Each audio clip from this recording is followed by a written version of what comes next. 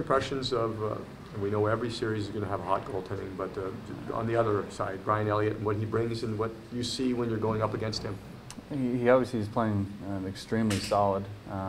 There's not many holes right now, but we need to find them. They're there on every goalie, and we need to make our second and third opportunities count. What does Darryl Sutter do to allow the team, in what can be a long playoff series, to allow the team to kind of keep its focus up, its momentum up, and not let any thoughts go elsewhere during a long series, if that happens? Well, at this point, we're all professionals. We know what we need to do, especially from last year. We know how hard the playoff grind is. Taking a day here to get anything you need on the off days is important, and just making sure you're ready for puck drop no matter what you do the day before. The morning of the game, just making sure that you're mentally ready and focused when the puck drops. Last year, like for an example, what he did was in the final series, he puts in Simone Gagne, just as kind of what perhaps as a way to kind of give the team a new challenge, something like that. Is there anything that you see just that he does that is like that is something like that, whether it's the way that he communicates or provides that new challenge, a challenge within this larger challenge? Well, I believe that's coaches are always going to try to find a way to improve the hockey team, and we've scored 3 goals in 3 games.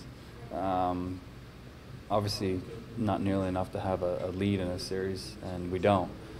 So he's going to try everything he can to improve the lineup by the team that we're playing against, and whether it be get a puck-moving defenseman in there, or get a guy who bangs bodies more, or get a guy who tries to make some plays more. Whatever he feels the team needs is what he's going to do to try and help the team, and he does that often. At the beginning of the season, there was a big deal made about how the teams were returning all the players from last year's Cup-winning team. Do you feel like that's a distraction or a benefit?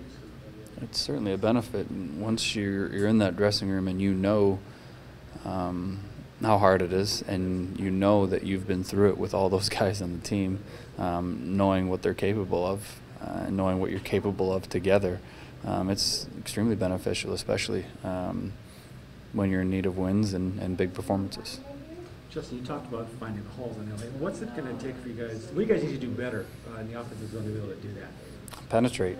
We need to penetrate within their box. We need to beat guys to the net.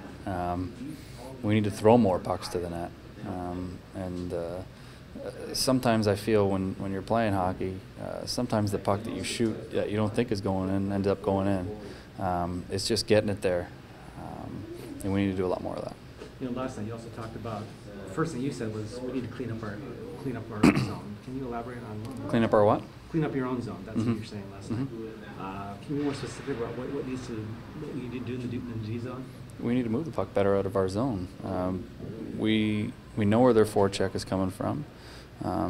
We know their D at sometimes are aggressive, sometimes they're passive. We just need to make plays. Our wingers need to make plays to our centermen coming out of the zone, and our defensemen need to make plays to our wingers. It's not just one play. It's 2 or 3 plays that you need to clean up and get into our zone, get out of our zone and into theirs.